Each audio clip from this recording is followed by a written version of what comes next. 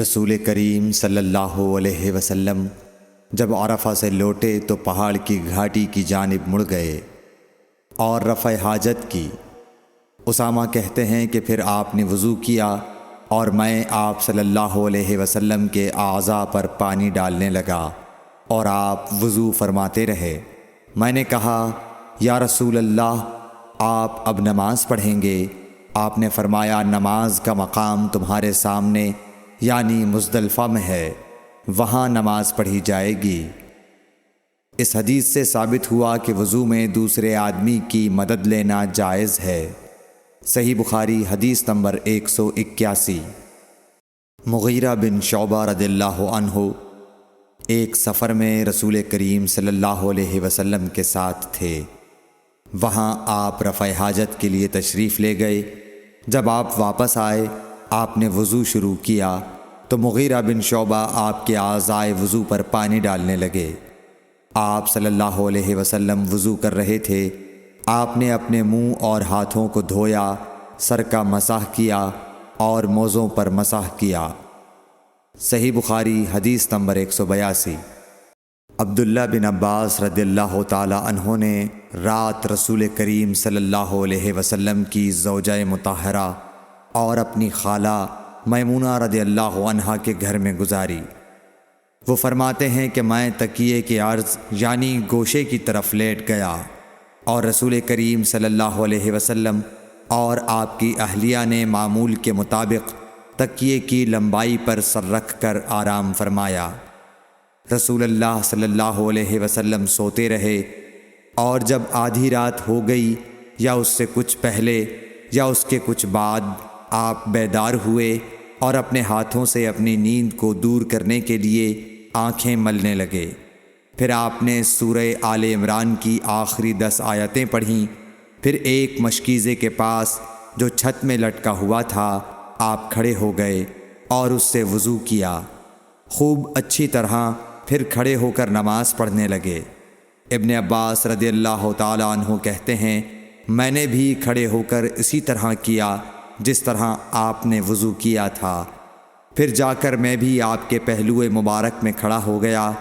آپ نے اپنا داہنا ہاتھ میرے سر پر رکھا اور میرا دایاں کان پکڑ کر اسے مروڑنے لگے۔ پھر آپ نے 2 رکعتیں پڑھیں، اس کے بعد پھر 2 رکعتیں پڑھیں، پھر 2 رکعتیں پڑھیں، پھر 2 رکعتیں پڑھیں، پھر 2 رکعتیں پڑھیں، پھر 2 رکعتیں پڑھ کر اس کے بعد آپ نے وتر پڑھا اور لیٹ گئے۔ پھر جب مؤذن آپ کے پاس آیا تو آپ نے اٹھ کر 2 رکعت معمولی طور پر پڑھیں، پھر باہر تشریف لا کر صبح کی نماز پڑھی۔ صحیح بخاری حدیث نمبر 183۔ اسماء بنت ابی بکر کہتی ہیں کہ میں رسول اللہ صلی اللہ علیہ وسلم کی زوجہ محترمہ عائشہ رضی اللہ تعالی عنہا کے پاس ایسے وقت آئی جب کہ سورج کو گہن لگ رہا تھا اور لوگ کھڑے ہو کر نماز پڑھ رہے تھے۔ کیا دیکھتی ہوں وہ بھی کھڑے ہو کر نماز پڑھ رہی ہیں۔ میں نے کہا کہ لوگوں کو کیا ہو گیا ہے، تو انہوں نے اپنے ہاتھ سے آسمان کی طرف اشارہ کر کے کہا سبحان اللہ۔ میں نے کہا کیا یہ کوئی خاص نشانی ہے؟ تو انہوں نے اشارے سے کہا کہ ہاں۔ تو میں بھی آپ کے ساتھ نماز کے لیے کھڑی ہو گئی۔ آپ نے اتنا قیام فرمایا کہ مجھ پر غشی طاری ہونے لگی اور میں اپنے سر پر پانی ڈالنے لگی۔ جب رسول اللہ صلی اللہ علیہ وسلم نماز سے فارغ ہوئے تو آپ نے اللہ کی حمد و ثنا بیان کی اور فرمایا آج کوئی چیز ایسی نہیں رہی جس کو میں نے اپنی اس جگہ نہ دیکھ لیا ہو، حتیٰ کہ جنت اور دوزخ کو بھی دیکھ لیا۔ اور مجھ پر یہ وحی کی گئی ہے کہ تم لوگوں کو قبروں میں آزمایا جائے گا، دجال جیسی آزمائش یا اس کے قریب قریب۔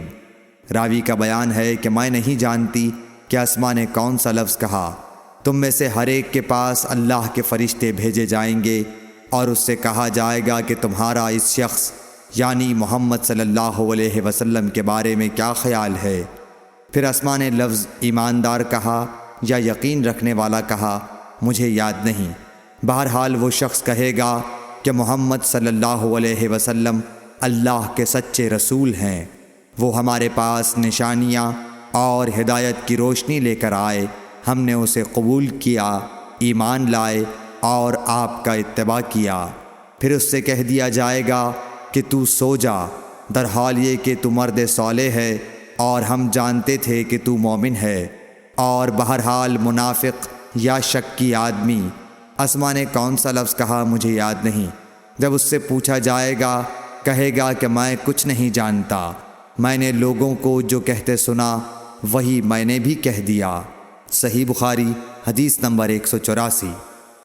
ایک آدمی نے عبداللہ بن زید رضی اللہ تعالی عنہ جو عمرو بن یحییٰ کے دادا ہیں سے پوچھا کہ کیا آپ مجھے دکھا سکتے ہیں کہ رسول اللہ صلی اللہ علیہ وسلم نے کس طرح وضو کیا ہے؟ عبداللہ بن زید رضی اللہ تعالی عنہ نے کہا کہ ہاں۔ پھر انہوں نے پانی کا برتن منگوایا، پہلے پانی اپنے ہاتھوں پر ڈالا اور 2 مرتبہ ہاتھ دھوئے، پھر 3 مرتبہ کلی کی، 3 بار ناک صاف کی، پھر 3 دفعہ اپنا چہرہ دھویا، پھر کوہنیوں تک اپنے دونوں ہاتھ 2 مرتبہ دھوئے، پھر اپنے دونوں ہاتھوں سے اپنے سر کا مسح کیا، اس طور پر اپنے ہاتھ پہلے آگے لائے پھر پیچھے لے گئے، مسح سر کے ابتدائی حصے سے شروع کیا، پھر دونوں ہاتھ گدی تک لے جا کر وہیں واپس لائے جہاں سے مسح شروع کیا تھا، پھر اپنے پیر دھوئے۔ صحیح بخاری حدیث نمبر 185۔